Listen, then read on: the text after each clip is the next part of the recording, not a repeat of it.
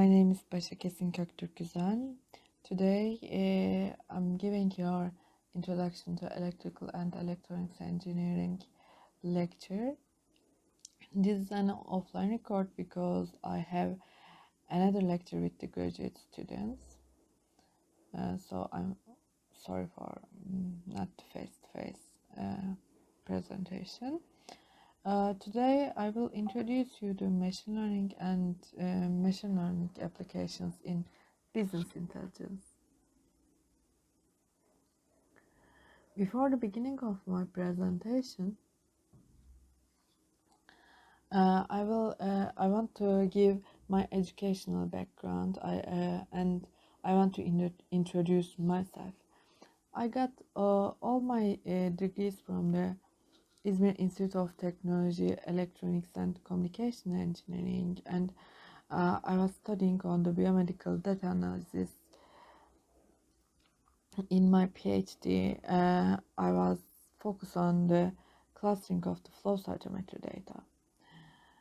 After my PhD, I worked in the Vestel Electronic Company as a data scientist, and there my research interest began to change, and now I'm working on the customer segmentation problems, association rule problems, recommender systems, and marketing analysis applications. So today we will talk about the applications of machine learning in business intelligence. You can always contact with me over email. I will share this presentation with you after the lecture. Today our program is begin with defining what's machine learning, then the basic concepts of the machine learning, and we will talk on the differences of artificial intelligence, machine learning, and deep learning. These three terms are very confusing. Many people used artificial intelligence for all of them.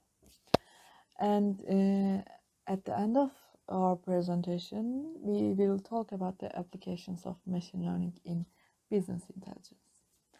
Let's begin. The learning is defined as any process by which a system improves performance from the experience, said Hubert Simon. And then the Tom Mitchell formalized this definition. He says you need three terms for a learning algorithm. You need a performance P, you need a task T, and you need an experience E. If you have these three terms, then you can define a learning. Let's give an example.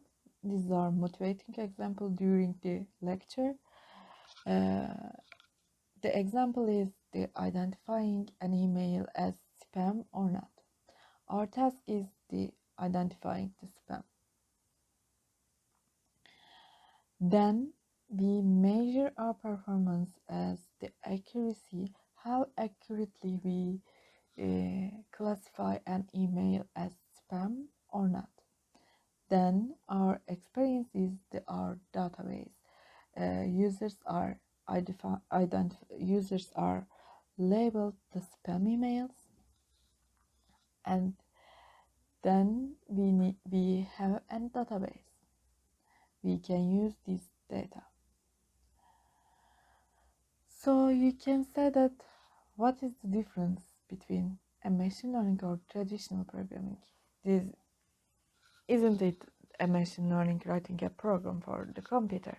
It's not, because in the traditional programming you have a data set, and you have the programs which defines what do you want to do with the data, and the program produce an output with feeding your data. So in machine learning algorithm, you have a data set and you have an output. The output can be a label or a targeted value. And you try to find a relation between the dataset and the output and create a model for the new incoming data.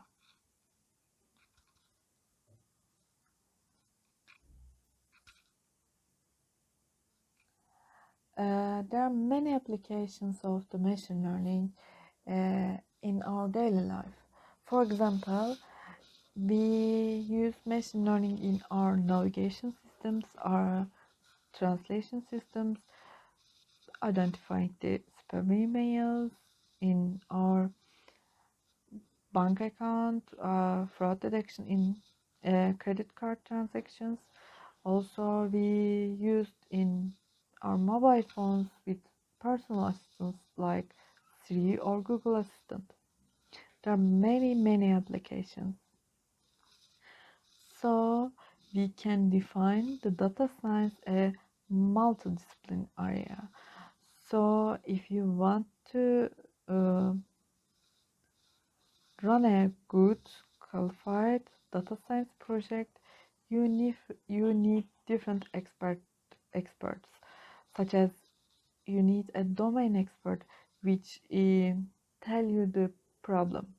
For example, in a marketing problem, you need a campaign manager. You need also a data engineer who analyze the data and arrange the data. Also, you need some scientists or statisticians to model you to create a mathematical model. You also need the good programmers who run your model on the datasets, and you also need the data visualization skills to share your results or present your results. We have three different learning types in the machine learning. These are the basic learning types: unsupervised learning, supervised learning, and reinforcement learning.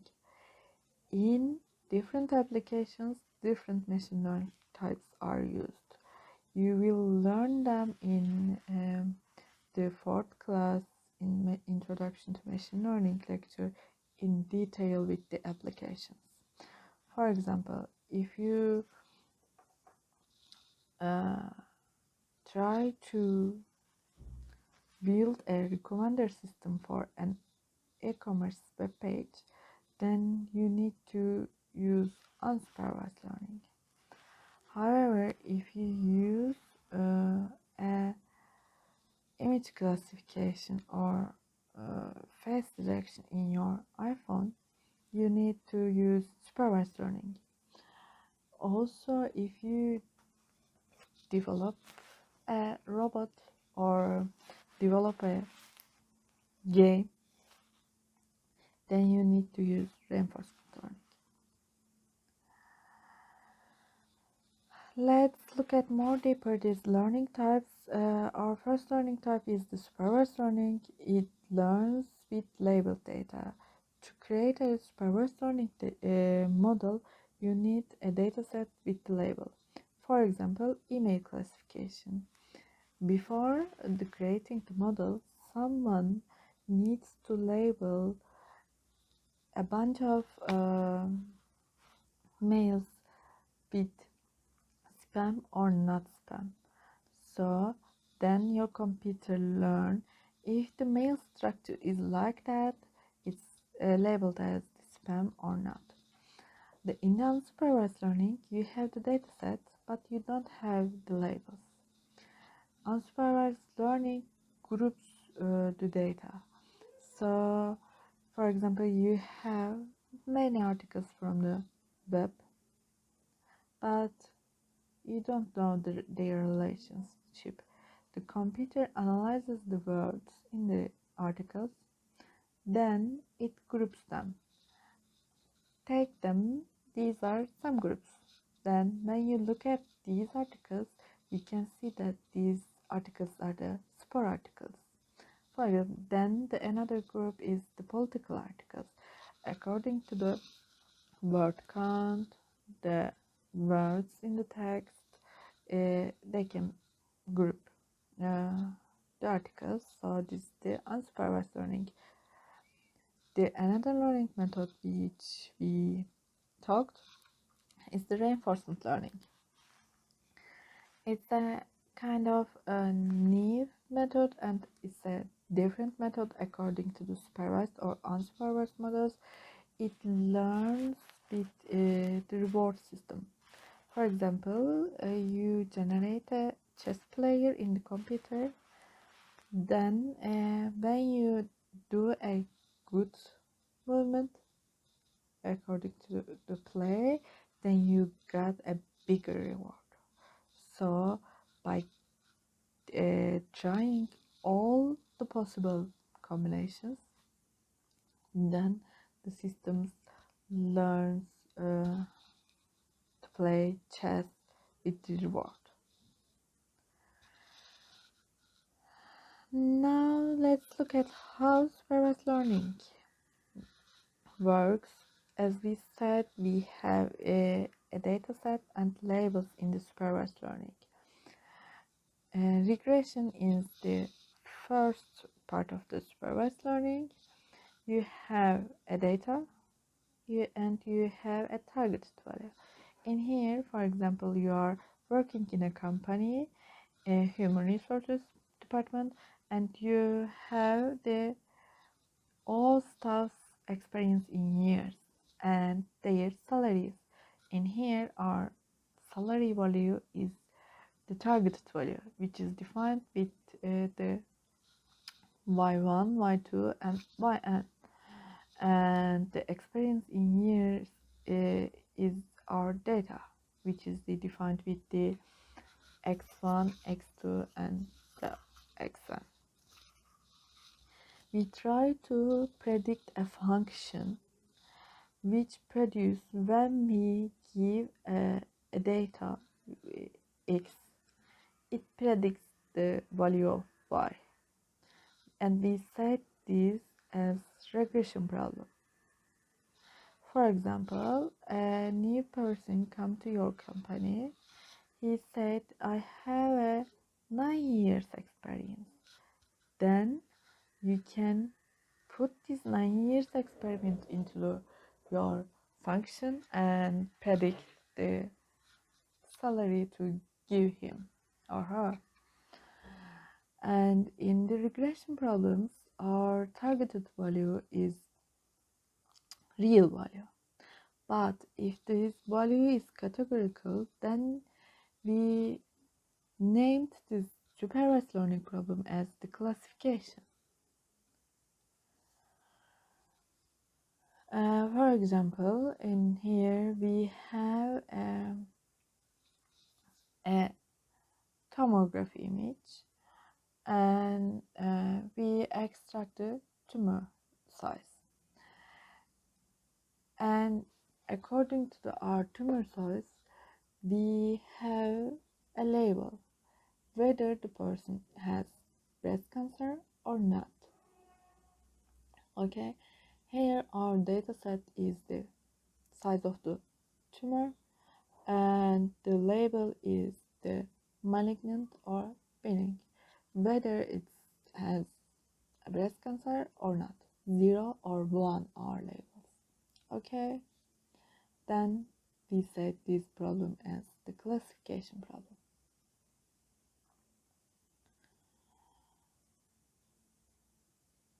And now we said our label is the categorical. When we look at we can see that by mapping the tumor size and labels on one axis, then we can say that if the tumor size is smaller, then the patient is more likelihood to healthy, not cancer. So we can define a decision boundary, such as if the tumor size is less than this, then the patient is not cancer. But if the tumor size is more than a threshold value, then the patient is labeled as the cancer. Okay, the classification works like this. But in here, sorry, how to go? No. Just a minute. Okay. In here, you see that when we define this threshold here, just a minute, maybe this, did you see? When we define this threshold, then we misclassified a tumor as healthy, as benign, and classified one tumor here, the blue tumor, sorry.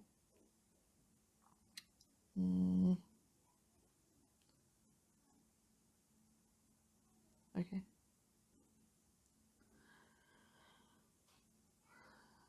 The blue tumor here is misclassified as cancer. So, how we can overcome this problem, this misclassification? We can increase the dimension. We know that the breast cancer, the age is a factor. Age is a factor in breast cancer. So now we can put each people as a point with their age and their tumor sizes. So this data set become more separate. So increasing the dimension. After the supervised learning, we can now talk about the unsupervised learning.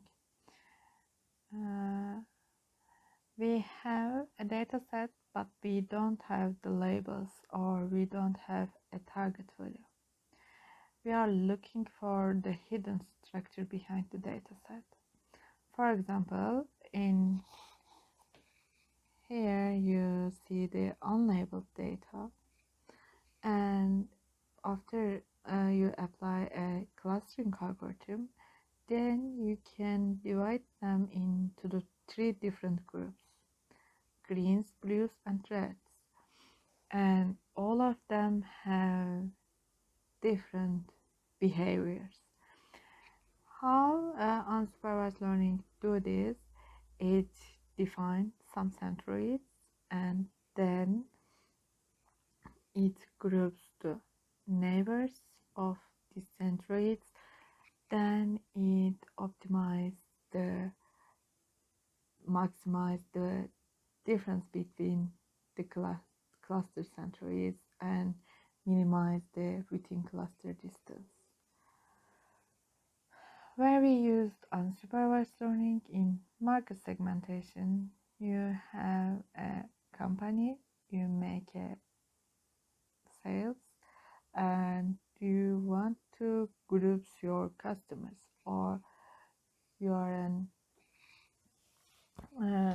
you need to group customers such as AB segment, who spends more money to your products. Then you can make a more advertisement to them. If you can group these people, you can increase your sale incomes. And also in computer clustering and social network analysis, by collecting the data from the social media such as Twitter, you can group the people according to their political views. Okay, and the last learning type is the reinforcement learning. It's used in the gaming technology, but also you can use it in the credit card assignment problems and robots and price optimization problems. You create an agent, make some actions, and according to your actions, you got some rewards. These rewards can be positive or negative, and at the end of the day, you try to maximize your reward. And in this good illustration of the machine learning types, in supervised learning, computer take the data. Remember, you have the labels. You said in the data, this is cube. And learn a cube has 6 sides that are square. Computer understand this, and when a new sample comes with 3 sides, the 6 sides with squares, computer says this is a cube because I saw it before. And in unsupervised learning, you give the computer cubes and cylinders, and computer looks, okay, this resembles to this, and group according to their shapes, but don't know their names. It only said these look like groups. Okay, and in reinforcement learning, computer try and does this work? Okay, then I will try this again. Or not? No, I got a negative reward, so change your action. As a summary, a learning process can be summarized with this block diagram. We got the data. This can be measuring devices, sensor, cameras, or collected images. Then we process this data and make them on normalization. After that, we can apply a dimensionality reduction. In this step, we can make a feature selection or feature projection. Then we put our model. This can be classification, regression, clustering, anyway. And after run our model on the dataset, we test our model by cross-validation and analyze the results. Now let's look at how our dataset looks like, how we can collect a data and run a classification algorithm on the dataset.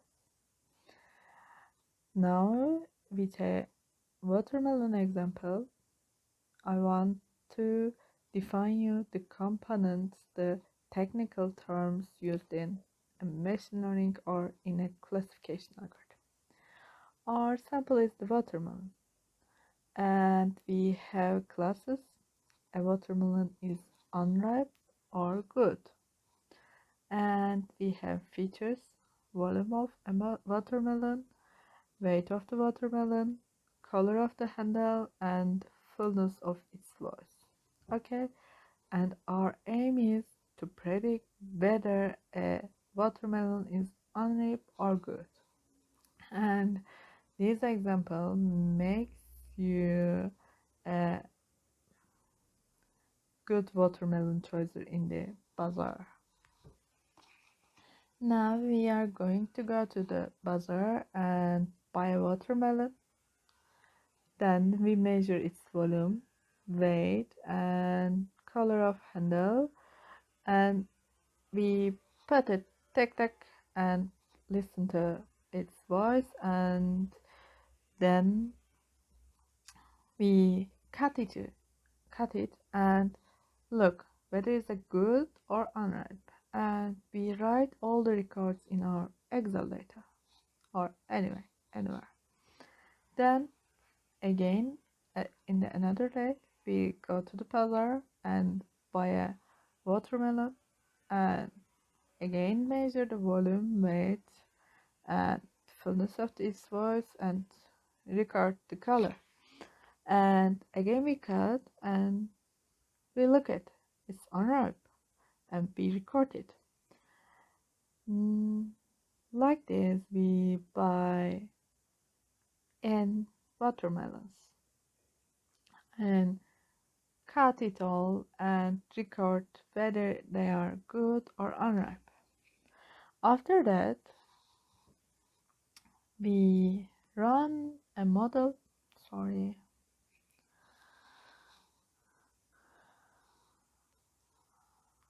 After that, we define a function, and when we give the volume, weight, color of handle, and fullness of its voice to the function, it predicts whether the watermelon will good or unripe.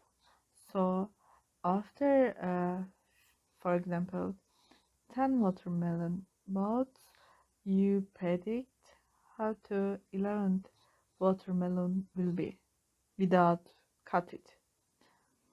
Okay, and let's summarize how a workflow of supervised learning method algorithm.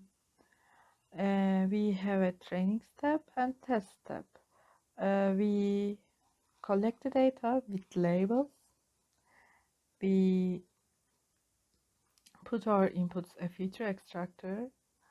After that, we get features and labels into the machine learning algorithm, and it creates a function or it creates a model. Then we take a test data, we create the features from this test data, and we put it into the machine learning model, and our classifier predicts a label. Okay, and let's turn back our spam filtering example. How will it be our dataset? We have instances and we have some attributes. For example, you find the first email, which is the first email, and you record its number of new recipients. Email length, okay, it can be kilobyte, its country, customer type, and then you look at whether it's a ham or spam email. Then the another email, for example here, it have five new recipients. The length of the email is short.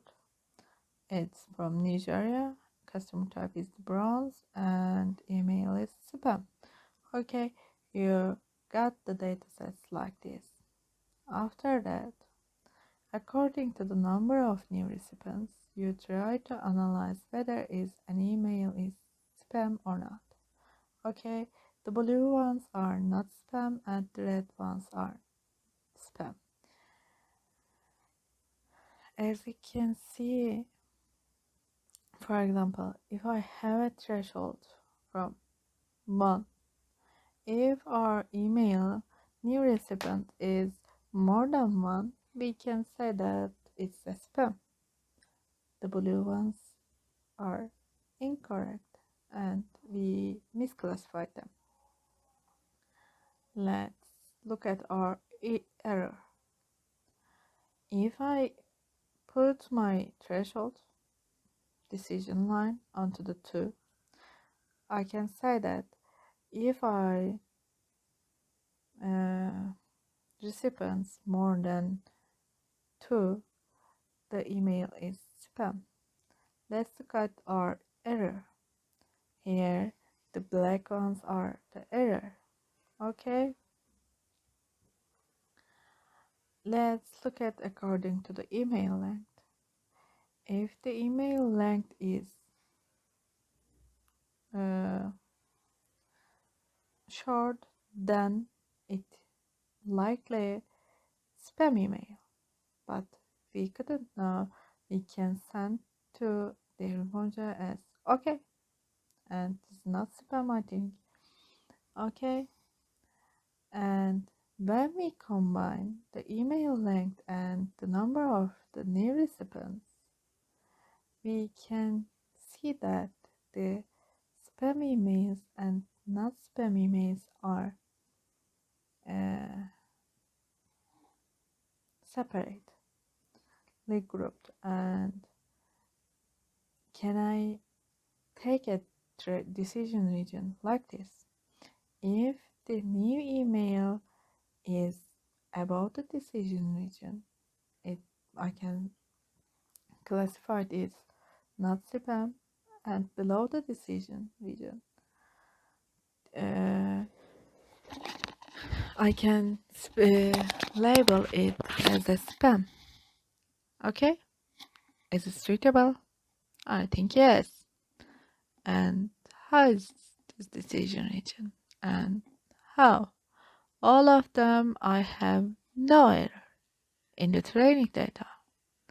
And how I will decide which line will be my decision region.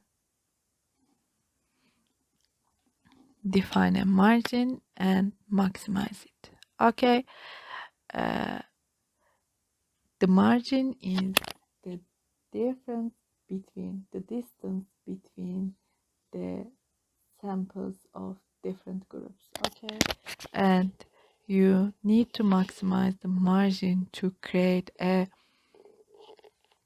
good machine learning model. Okay. Okay, now we can talk about the differences between artificial intelligence, machine learning, and deep learning. These are some technical sets. Artificial intelligence it is a technique which enables machines to mimic human behavior, where the machine learning is a subset of the AI and it uses the statistical methods to enable machines to improve its experience. And the deep learning is the subset of both AI and machine learning, and which make the computation of multi-layer neural network feasible. Artificial intelligence term becomes to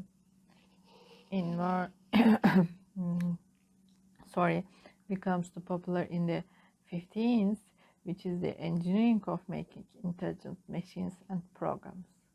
It can mimic you, for example, a calculator program. Okay. Unlike the traditional programming, at the 18th, machine learning becomes popular, which is the ability to learn without being explicitly programmed.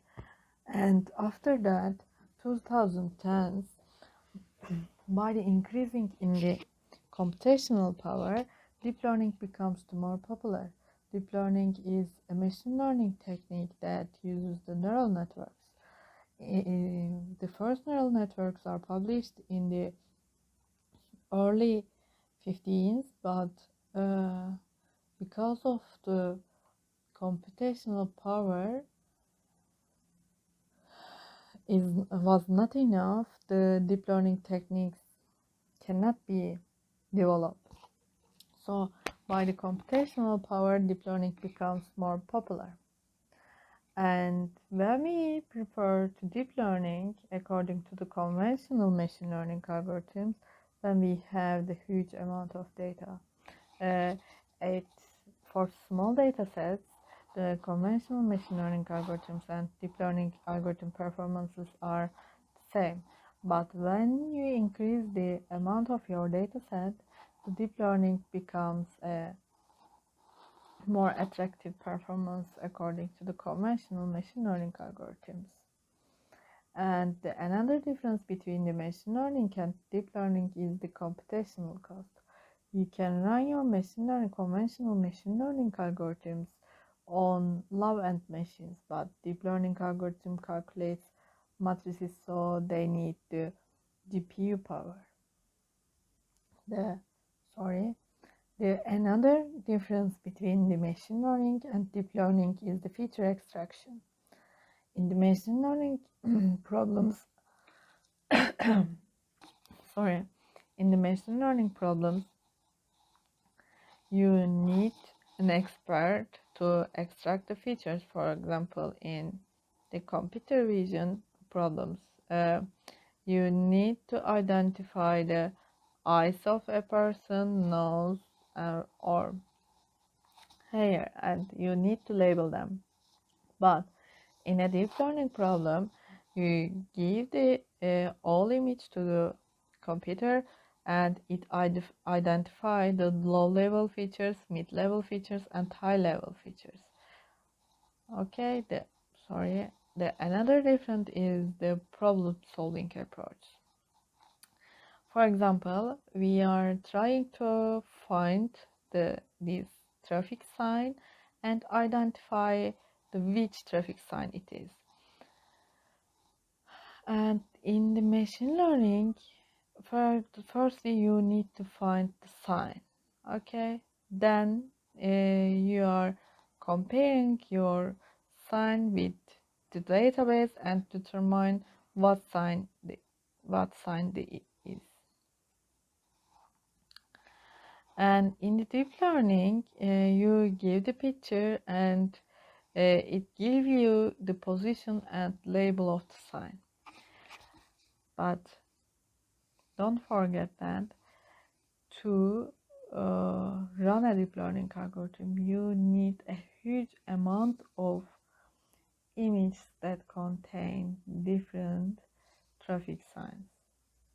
But for a machine learning algorithm, you need all traffic signs with a label, one image, and this is your test image.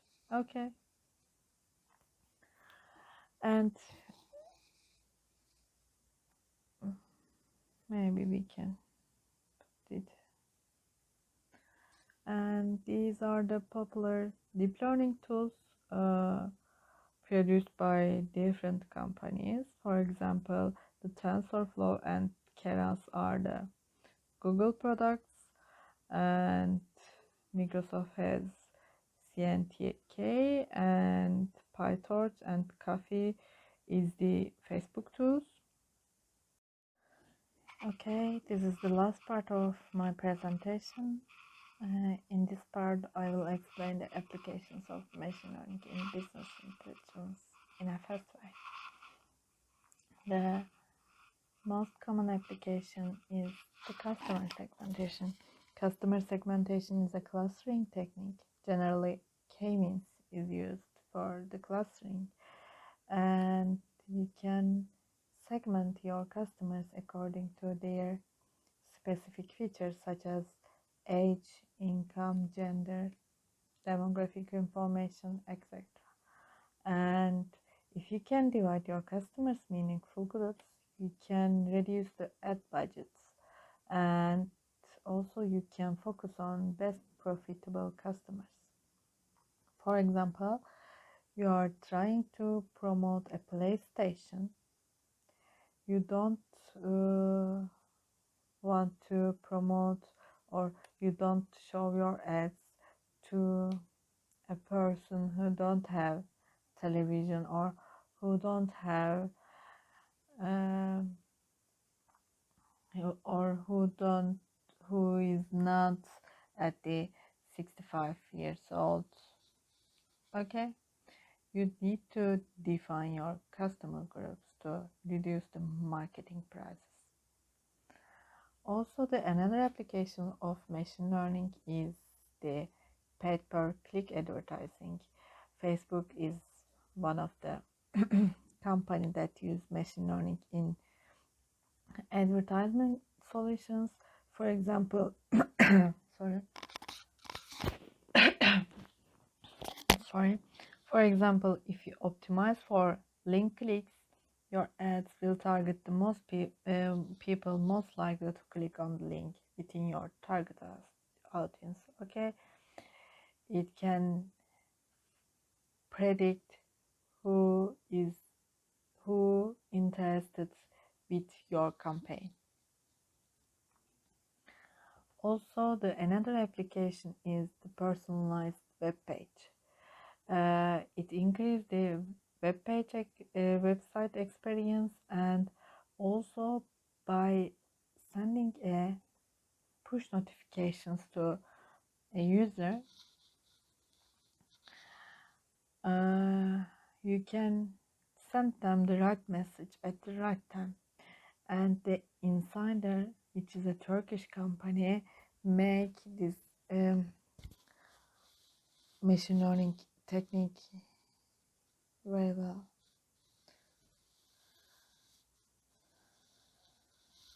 And the another application is the AI powered content creation. And when you got this presentation, by clicking here, you can redirecting to New York Times webpage. Just a minute. Okay. Then there's a quiz, and you need to guess whether a sentence is writing by a human or a computer. For example, for first sentences, I guess this is a computer, and that's right. Okay, you can try it in your computer by clicking here. And OpenAI is one of the content creation company. The another application is the content creation chatbots. And again, Sestek is a Turkish company which produces chatbots, and chatbots provides cost advantage and instant customer support and enhanced customer experience. And the another application is the intelligent email content creation. For example, the medium is used to artificial intelligence to promote you every day the interested and highlighted posts to your mails, and they use your previous website interactions, time spent on a page, your wish list, and most popular content at the time. And another application is the term prediction and smart customer engagement. For example, in the telecom companies, you change your operator every year, and they want to know whether you change your company or not in this year, and according to that they offer you some deals. Sorry. And the last application of machine learning is a recommendation system. Amazon is the largest company in the world, one of the largest company in the world, produces 35% of sales from the recommendation system. And how a recommendation system works, it matches each of the user's purchased and rated items to similar items, then combines those similar items into a recommendation list. And I think that's my presentation. Thank you for listening. You can always contact with me over my work email, and please write for any questions. Thank you.